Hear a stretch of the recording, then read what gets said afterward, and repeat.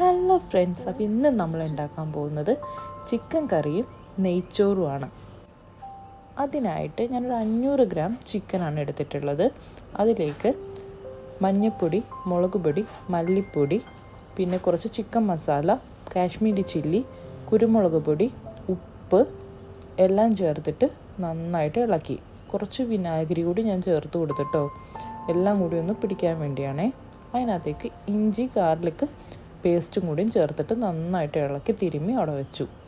കുറച്ച് നേരം ഇരിക്കണം.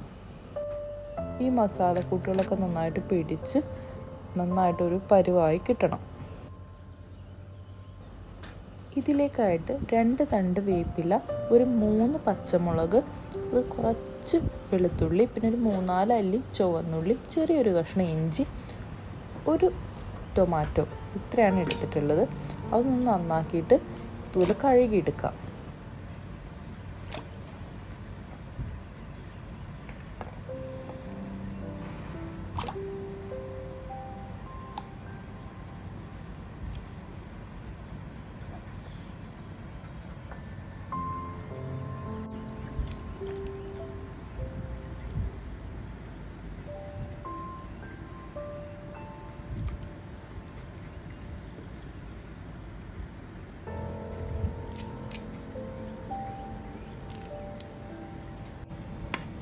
ഇനി ഇതെല്ലാം കൂടി ഞാനൊന്ന് കുനുകുനാന്ന് അരിഞ്ഞെടുക്കുന്നുണ്ട് കേട്ടോ.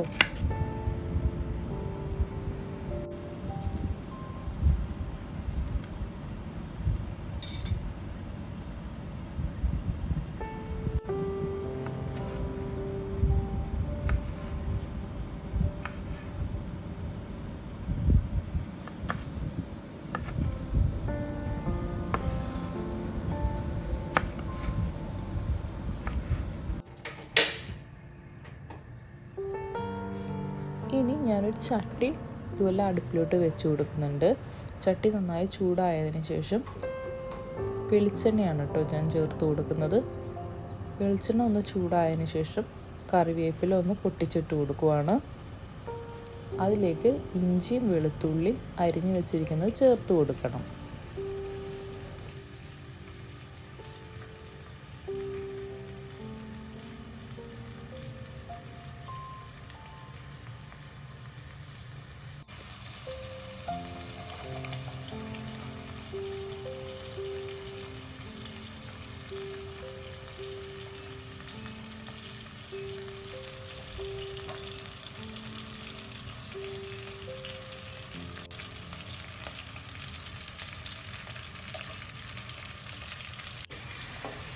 അതിലേക്ക് അരിഞ്ഞു വെച്ചിരിക്കുന്ന പച്ചമുളകും കൂടി ചേർത്ത് കൊടുത്തിട്ട് നമുക്ക് നന്നായിട്ടൊന്ന് ഇളക്കി കൊടുക്കാം.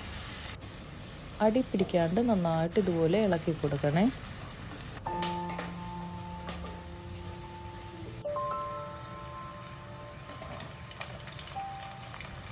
അതിൻ്റെ പച്ചമണമൊക്കെ ഒന്ന് മാറിക്കഴിഞ്ഞതിന് ശേഷം ഞാൻ കുറച്ച് ചുവന്നുള്ളിയും കൂടി അങ്ങോട്ട് ചേർത്ത് കൊടുത്തു. എന്നിട്ട് അതും നന്നായിട്ട് ഇളക്കി കൊടുക്കണം. അത് വഴന്ന് കിട്ടാൻ വേണ്ടി ഞാൻ ഒരു നുള്ളു ഉപ്പും കൂടി ചേർത്ത് കൊടുക്കുവാണേ. അത് പെട്ടെന്ന് നമുക്ക് വഴറ്റി കിട്ടും.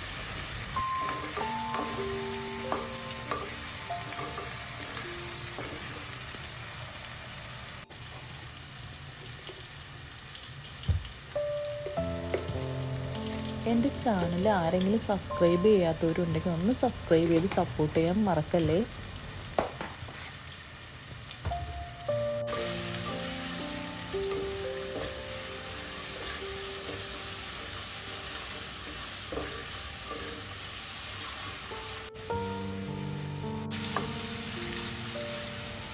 ഇപ്പോൾ ഉള്ളി, ഇഞ്ചി, വെളുത്തുള്ളിയൊക്കെ വാടിയതിൻ്റെ മണം നന്നായിട്ട് വരുന്നുണ്ട് കേട്ടോ.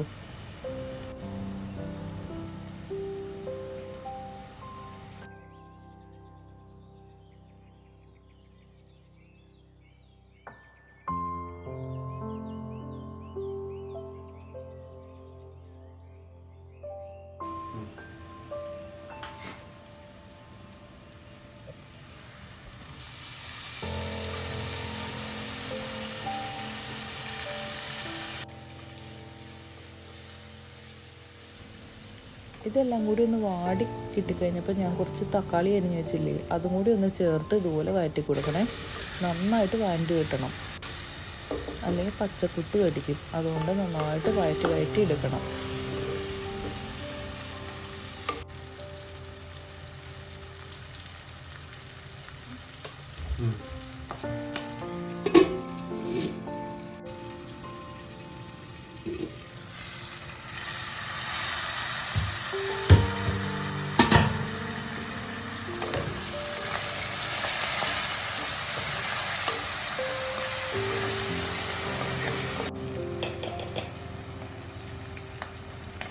ഇതിലേക്കും കൂടി നമ്മൾ കുറച്ച് ചേരുവകളും കൂടി ചേർത്ത് കൊടുക്കുകയാണേ.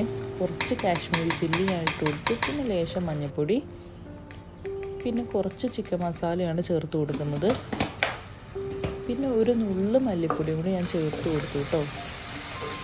ഈ മസാലയും കൂടി ഒന്ന് നന്നായിട്ട് ചേരുവകളെല്ലാം പിടിക്കണം. അതിന് വേണ്ടിയിട്ടാണ് ഞാൻ അങ്ങനെ ചെയ്തത്. എന്നിട്ട് നന്നായിട്ട് ഇളക്കി ഇതുപോലെ മൂപ്പിച്ചെടുത്തിട്ടുണ്ട് കേട്ടോ.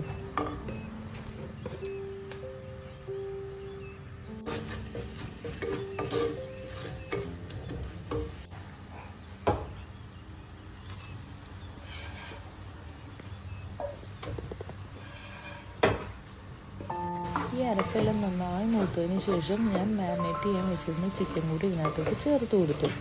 എന്നിട്ട് നന്നായിട്ട് ഇളക്കി യോജിപ്പിച്ച് കൊടുത്തു കേട്ടോ.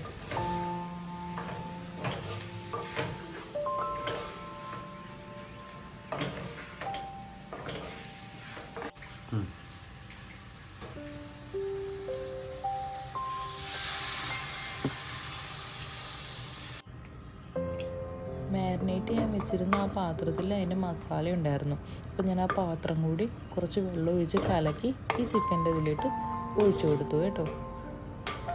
ഇനി ഒന്ന് തിളച്ച് ഒന്ന് വെന്ത് കിട്ടണം നമുക്ക്. ഇതാണിപ്പോൾ ഇതിൻ്റെ ഒരു കളറ്. ഇനി തിളച്ച് വെന്ത് കഴിഞ്ഞാൽ വേറൊരു കളർ മാറും. നമുക്കതുവരെ വെയിറ്റ് ചെയ്യാം.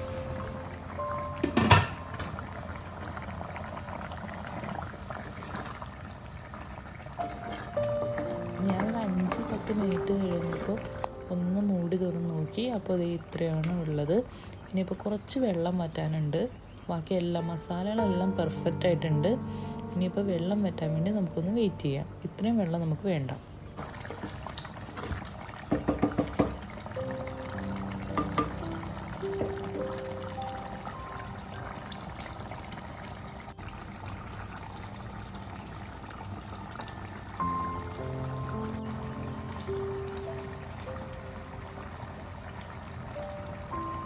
നമ്മുടെ ചിക്കൻ കറി ഇവിടെ റെഡി ആയിട്ടുണ്ട് കേട്ടോ. അപ്പോൾ ഞാൻ ഗ്യാസ് ഒന്ന് ഓഫ് ചെയ്തു.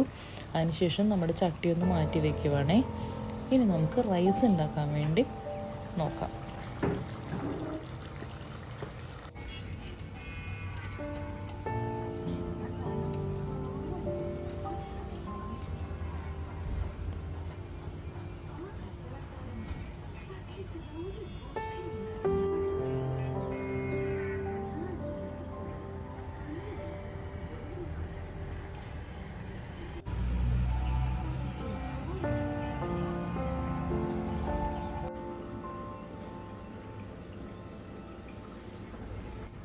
ഇനി നമുക്ക് ഗീ റൈസ് ഉണ്ടാക്കാം. അതിനായിട്ട് ഞാനൊരു ചെമ്പ് അടുപ്പത്ത് വെച്ചു. അതിലേക്ക് 6 kg നെയ്യാണ് യൂസ് ചെയ്യുന്നത്. അതൊരു 2 ടീസ്പൂൺ ആഡ് ചെയ്ത് കൊടുത്തു. അതിലേക്ക് പട്ട, ഗ്രാമ്പു, തക്കോലം, ബേ ലീഫ് എല്ലാം ആഡ് ചെയ്ത് കൊടുത്തു. പെരുംജീരകം കൂടി ഇട്ട് കൊടുത്തു. അതൊന്ന് പൊട്ടി കഴിഞ്ഞപ്പോൾ ഞാൻ സവാള, ക്യാരറ്റ് എല്ലാം അരിഞ്ഞ് വെച്ചത് അങ്ങോട്ട് ചേർത്ത് കൊടുത്തിട്ട് നന്നായിട്ട് ഇതുപോലെ ഇളക്കി കൊടുക്കുകയാണ് കേട്ടോ. ഒന്ന് വാടി കിട്ടിയാൽ മതി.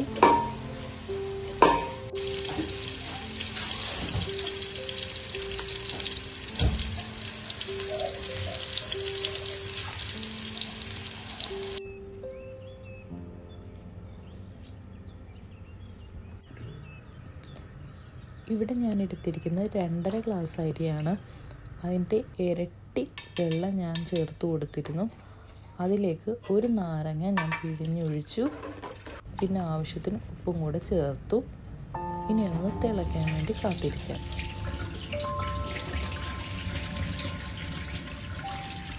ജീരകശാലയുടെ അരിയാണ് എടുത്തിട്ടുള്ളത്. അത് നന്നായിട്ട് കഴുകി വൃത്തിയാക്കിയതിന് ശേഷം ഇതുപോലൊരു കൊട്ടയിൽ തോരാൻ വേണ്ടി വെച്ചു. അതിൽ നിന്ന് വെള്ളം തോർന്ന് കിട്ടണം. അതിനുശേഷം ചെമ്പിലേക്ക് ചേർത്ത് കൊടുക്കാം. എന്നിട്ട് നന്നായിട്ട് ഇളക്കി കൊടുക്കുക. ജസ്റ്റ് ഒന്ന് തിള വരണം. അതിനുശേഷം ലോ ഫ്ലെയിമിലിട്ട് വേവിച്ചെടുക്കുക. വെള്ളം വറ്റിക്കഴിഞ്ഞാൽ അരി റെഡി ആയിട്ടുണ്ട്. അതിൻ്റെ വേവ് ഒന്ന് നോക്കിയതിന് ശേഷം കുറച്ച് നെയ്യിൽ ഞാൻ കിസ്മിസും അണ്ടിപ്പരിപ്പും കൂടി ഒന്ന് റോസ്റ്റ് ചെയ്തിട്ട് ഇതിലേക്ക് ചേർത്ത് കൊടുക്കണം.